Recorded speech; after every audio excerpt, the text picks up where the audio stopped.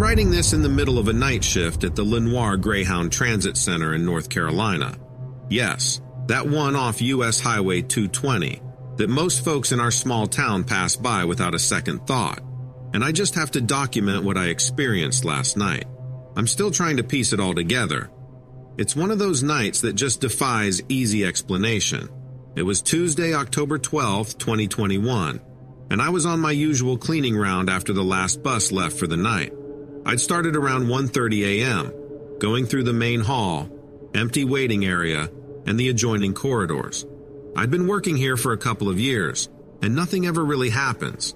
But at about 2:15 a.m., when I was making my way toward a seldom-used corridor behind the restrooms, something happened that I can't quite shake off.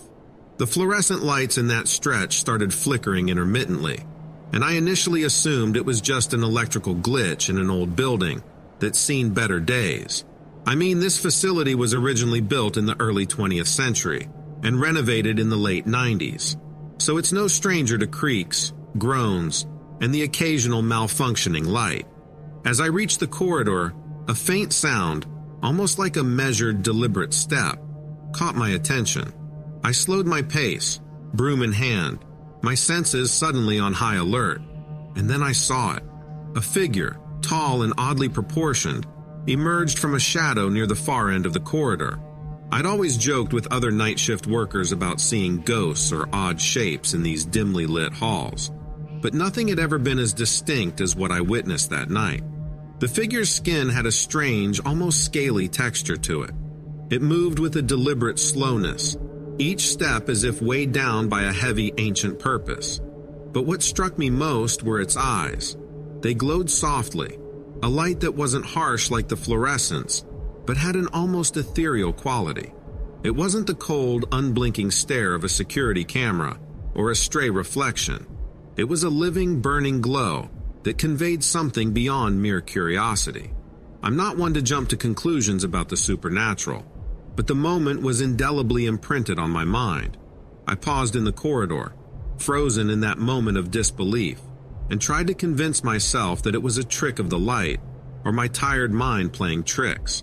After all, I had heard all sorts of wild stories, whispers of government cover-ups involving the supernatural, alleged reptilian encounters in government facilities, even hints of skinwalker sightings in parts of the Southwest. And while I'd always dismissed them as the fodder for late-night conspiracies on various YouTube channels, nothing like this had ever confronted me face to face. I slowly inched forward, careful not to startle the figure. Every step I took echoed off the concrete walls, the sound mingling with the hum of the flickering lights overhead. I reached a point where I could see the figure more clearly. Its reptilian features were unmistakable, a face that looked almost angular, with pronounced cheekbones and a jawline that seemed too defined to be natural. Its skin shimmered faintly, as if reflecting an otherworldly iridescence, and the soft, unearthly glow from its eyes seemed to pulsate slowly, as though it were in rhythm with some distant, unknown beat. I spent what felt like an eternity in that stilled moment, trying to process the scene. In the back of my mind, I recalled an old conversation with another janitor from a different transit center in North Carolina, who had once recounted a strange encounter involving a creature with similar reptilian features in an abandoned station. He'd mentioned that it wasn't an isolated incident, and that such reports were sometimes dismissed as local lore or misidentifications. I couldn't help but wonder if there was a thread connecting all these stories, if perhaps there was something more systematic at play. Some even whispered about covert military cover-ups regarding reptilian beings, though I had always been skeptical. Now faced with this inexplicable occurrence, I wasn't so sure. As I stood there, the figure slowly continued its progression down the corridor, disappearing around a corner. I wanted to call out, to demand an explanation from this being that seemed so out of place in our mundane world, but I found myself inexplicably mute. Instead, I retreated slowly to the safety of the main hall and reached for my cell phone, thinking perhaps I should record it or at least take a few pictures. But by the time I raised the phone, the corridor was dark once again, with no sign of the reptilian figure. I immediately checked the footage I had accidentally captured in a brief moment of reflex, but all I got was a blur of movement and flickering lights that did little to prove what I had seen. Once the initial shock subsided, I went back to my duties.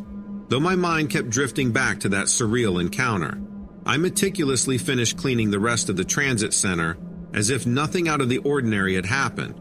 But every creak of the building, every hum of the electrical fixtures, kept reigniting the memory of that slow, deliberate stride and those softly glowing eyes. I couldn't shake the feeling that the corridor had become a passage between two very different worlds, one grounded in everyday reality and the other in something far more mysterious. Later, during a brief conversation with another night shift worker, though in a roundabout manner, as he always prefers to recount these things indirectly, I was reminded of similar stories circulating among folks in other small towns. One acquaintance had once mentioned hearing rumors of sightings near abandoned industrial sites in nearby cities, where witnesses spoke of winged humanoids and cryptid canines roaming the outskirts of old transit centers and rail yards. I didn't push for details at the time, partly because I wasn't sure I wanted to dredge up more unsettling details. But now, in the quiet aftermath of my own encounter, I couldn't help but wonder if there was a pattern or a connection between these disparate events. I decided to check local records on the transit center. It turns out that the building has a storied history. Built in 1922, it served as a hub for railway travelers for decades. There are even whispers that during the Great Depression, strange occurrences were reported by station staff, though those accounts have largely been relegated to local legend. I couldn't help but think that maybe the building's long history was part of the reason it seemed to harbor an otherworldly presence that night. It's funny, really, how everyday routines can suddenly transform into something extraordinary.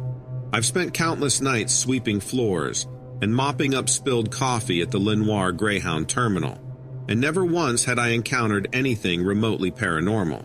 Yet last night, it felt as though the universe decided to remind me that there are still secrets lurking in the corners of our seemingly ordinary world.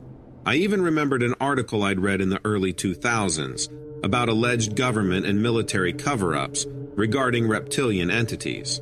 While I had been dismissive at the time, preferring to chalk it up to conspiracy theorists with too much time on their hands, this encounter has left me pondering if there's any truth hidden beneath those wild claims. I find myself questioning the boundaries of what we consider reality. I've always believed that a good story needed to follow a neat narrative arc: a camping trip in the woods, a sighting of Bigfoot, a chase, and a subsequent research phase that either debunked or confirmed the encounter. But what I experienced was something completely out of that formula. It wasn't a case of running away or returning to tell the tale after careful research. It was a raw, unfiltered moment that simply unfolded before my eyes, leaving behind an overwhelming sense of unease and wonder. I've since discussed the experience with a few others in hushed, indirect conversations. One co-worker, who had his own brush with something he described as unnatural, recounted that he once saw a strange, shadowy figure by one of the loading docks, a figure that he felt wasn't quite human. Another mentioned that local rumors often spoke of inexplicable lights and sounds around the transit center, especially during the deep hours of the night. I didn't press for further details, partly because I suspect these accounts are all interconnected, a tapestry of odd sightings that might collectively point to something we don't yet understand. I'm now considering reaching out to a few researchers who have delved into reports of reptilian sightings and supernatural cover-ups in military or government contexts.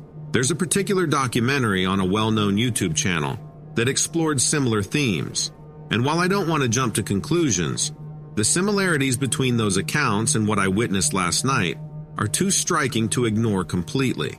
Perhaps there is more to these stories than mere coincidence or misinterpretation of shadows and flickering lights. I'll admit, I'm still shaken. I've always taken pride in my work, the reliable, predictable rhythm of cleaning, maintaining order in a place that's otherwise known for its transience and anonymity.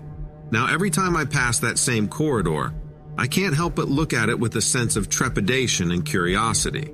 It's as if that brief encounter has opened a small window into a realm that I'd never known existed. A realm where the boundaries between the ordinary and the extraordinary blur in the most unexpected ways. It's hard to explain how something so brief can leave such an indelible mark on your psyche. I keep replaying that moment over and over. The slow, measured pace of the figure, the distinct, almost surgical definition of its reptilian features, and those eyes that seem to hold secrets from a time or dimension beyond our own. There's an almost hypnotic quality to the memory, as if it's beckoning me to look closer, to question everything I thought I knew about the world around me. I know these accounts might be met with skepticism. After all, our lives are full of things we can't readily explain. But I'm not the type to fabricate or embellish details. I've spent too many nights working alone, with only the hum of machinery and the soft echo of my footsteps to keep me company, to imagine that I'd start inventing such elaborate tales. This was real, Donovan. I felt it with every fiber of my being, and I'm left with more questions than answers. In the quiet hours after the incident, I even thought about writing down every minute detail from my personal records. The shift had ended, and I was heading home under a starless sky when I found myself replaying the scene.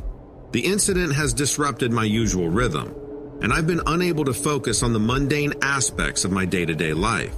Even mundane details like the scent of cleaning chemicals or the hum of the transit center's old air conditioning system seem charged with a new, inexplicable energy.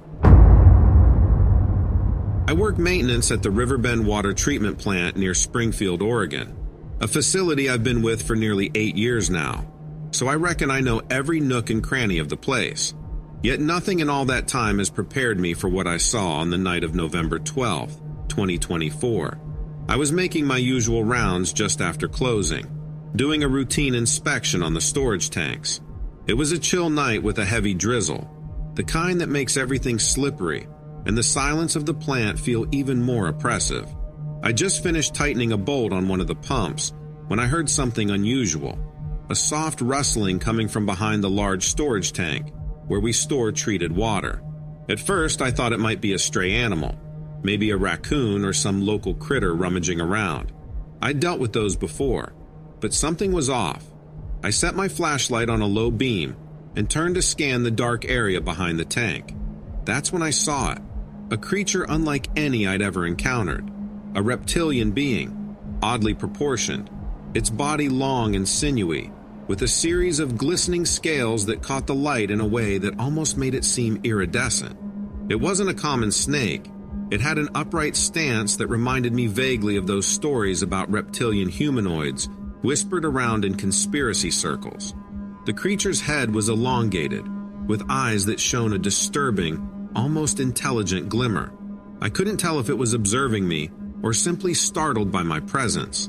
I froze for several moments, not moving, not even blinking, as I tried to process what I was witnessing. I recall thinking of all those late-night internet deep dives on reptilian sightings and government cover-ups that I'd read on forums like Phantoms and Monsters. It wasn't like any animal I was familiar with, and its posture, the way its limbs were arranged, defied the normality of the wildlife we sometimes see near the plant. I remember that I had heard an old tale from a coworker about alleged secret government experiments in the 60s right in this part of the country, though I'd always dismissed it as just a local myth. But here, with my own eyes, I had a first-hand glimpse of something that might be connected to those stories. For a few agonizing minutes, I just stood there, my mind racing with a mix of disbelief and the nagging possibility of something supernatural or engineered beyond my understanding. I eventually managed to force myself to speak, though not directly to the creature. I whispered, "What in the world are you?" as if hoping it would answer. Instead, it simply shifted its weight, and I noticed that the scales along its back seemed to ripple like liquid silver. There was something mesmerizing about the way the light played off them, and I felt an inexplicable pull, a mix of fear and an odd curiosity that I couldn't shake off.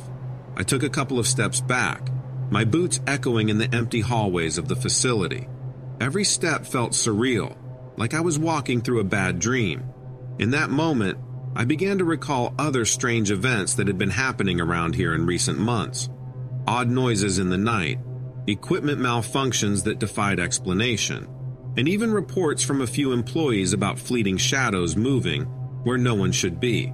I dismissed them as coincidences or the product of an overactive imagination, but now they seemed like subtle hints pointing to something far bigger and stranger than I had ever believed. I managed to gather enough courage to pull out my phone and try to record something, though I'm not sure if I really captured what I saw. The device's screen shows a blurred mix of shadows and dim light, enough to disturb anyone who knows what to look for. I was too shaken to properly frame the creature, and by the time I reviewed the footage later, it was all too indistinct to make out clearly. I can only rely on the vivid memory etched in my mind.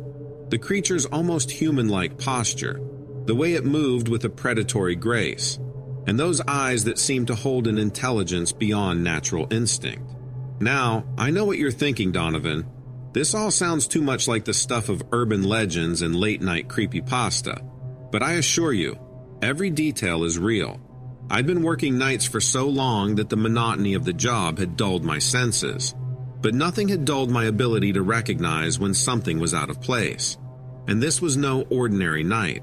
There was a crispness in the air that felt like the calm before a storm, an energy that I couldn't shake off even after leaving the plant. The creature lingered for what felt like an eternity before it slowly turned and began moving away. I followed it at a safe distance, my curiosity momentarily overcoming my fear. It led me to a less frequented part of the facility, a narrow, unlit corridor behind some old storage units that hadn't been used in years. I remember how my heartbeat pounded in my ears as I trailed behind, the sound of dripping water and my own labored breathing the only noises accompanying me.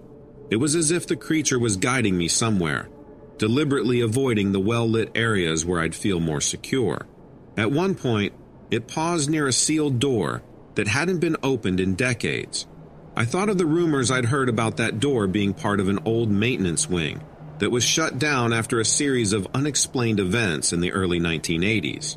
I recall overhearing a conversation once in the break room where someone casually mentioned that the government might have been involved in experiments at the site during the Cold War era, experiments that perhaps went awry. I never paid much heed to those murmurs until that moment. Standing there with the creature just out of reach, I felt a surge of adrenaline and a deep-seated dread that perhaps some long-buried secrets were resurfacing. I lost track of time in that corridor, my steps echoing off the concrete as I followed what now seemed like an impossible trail of clues scattered across the plant. There were flashes of old memories intertwined with the present, the squeak of a hinge that reminded me of a similar sound during a childhood campfire story about haunted barns in Oregon, the faint odor of industrial chemicals that carried an odd familiarity to the tang of certain old government facilities. I can't say for sure if these were coincidences or if my mind was trying to piece together a larger puzzle that I had no idea existed. Eventually, the creature came to a stop near an old rusted water filtration unit that had been decommissioned years ago. It stood there, almost as if it was waiting for something or someone. I was careful not to approach too closely, mindful of my own safety. The creature's posture remained alert, its head tilting slightly as though it were listening to sounds beyond my perception. I could have sworn I heard a faint clicking, like distant static, accompanying its movements, a noise that instantly reminded me of some of the bizarre sound effects I'd heard on those late-night conspiracy podcasts discussing government cover-ups of the supernatural. At this point, my rational mind was battling with the primal urge to flee. I debated internally, considering if I should call someone, alert the authorities, or just retreat and chalk this up to a hallucination brought on by sleep deprivation. But something in the creature's demeanor, the serene yet unnerving calmness it exuded, made me hesitate. It was as if it were not a threat but a messenger of sorts, a silent witness to something extraordinary hidden beneath layers of routine and bureaucracy. The moment eventually passed, and the creature slowly backed away from the filtration unit, vanishing into the labyrinth of storage corridors and forgotten rooms. I stood there long after it disappeared, grappling with a cascade of thoughts. I kept thinking about the numerous unexplained phenomena documented over the years. UFO sightings near military bases in Oregon, whispers of shadowy figures in remote areas, and yes, even accounts of reptilian beings allegedly involved in clandestine government projects.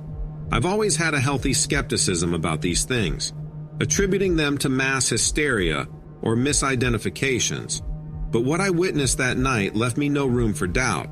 I eventually returned to my regular duties, but my mind was no longer in the routine comfort zone I'd known for years. I spent the rest of my shift double-checking every corner of the plant, retracing my steps, and scouring every shadow for a hint of the creature's presence. It was as if the encounter had peeled back a layer of the mundane, exposing a hidden world that thrived in the interstices of our everyday lives. Over the following days, I started piecing together bits of conversation from coworkers and scouring old maintenance logs for any mention of odd occurrences. I found a few references to unexplained power fluctuations and equipment glitches that dated back several months, things that I'd once dismissed as simple wear and tear or poor wiring. Now, in hindsight, they seemed like subtle warnings of something amiss, signals that the plant had been a stage for far more than just water treatment. I haven't shared this with many people. Most of my colleagues would laugh it off, citing the stress of the job or the isolation of the night shift. Yet, I've encountered enough unexplained phenomena over the years, from brief flickers of lights in the control room that no one could explain, to whispers in the ventilation shafts that I've come to suspect were not entirely of this world. I even recalled a conversation with an old retired engineer who once told me that the plant was built on the grounds of an old industrial complex rumored to have been a testing site for experimental technologies during the early days of the Cold War. That conversation, once a minor curiosity, now looms large in my mind. I realize this account may sound like the fevered ramblings of someone who's been working too many late nights, but I assure you, every moment of it is etched in my memory with unnerving clarity. I've taken the step to document my experience on my YouTube channel, not for fame or sensationalism, but in the hope that others who have seen inexplicable things might find some solace in knowing they're not alone. There's a growing community of individuals who believe that what we've been led to accept as normal might just be the surface of a far deeper, stranger reality. Donovan, I'm aware of the skeptical eyes that would roll at such an account, yet I cannot unsee what I witnessed. I've tried to rationalize it with all the logical explanations at my disposal: misidentified animals, optical illusions from the errant play of industrial lights, even the possibility of a hoax orchestrated by an overactive imagination spurred by late-night caffeine. But none of those explanations hold water when I replay that scene in my head. The unmistakable glimmer of those scales, the slow, deliberate movements of the creature, and that piercing look in its eyes that seemed to carry centuries of secrets. I have no definitive answers, nor do I claim to fully understand what that creature was or what it wanted. I can only report what I saw. I'm left with a deep, lingering question about the nature of reality and what lies beneath the facade of our everyday existence. Sometimes, I wonder if I'll ever have the courage to return to that part of the plant after what I've witnessed.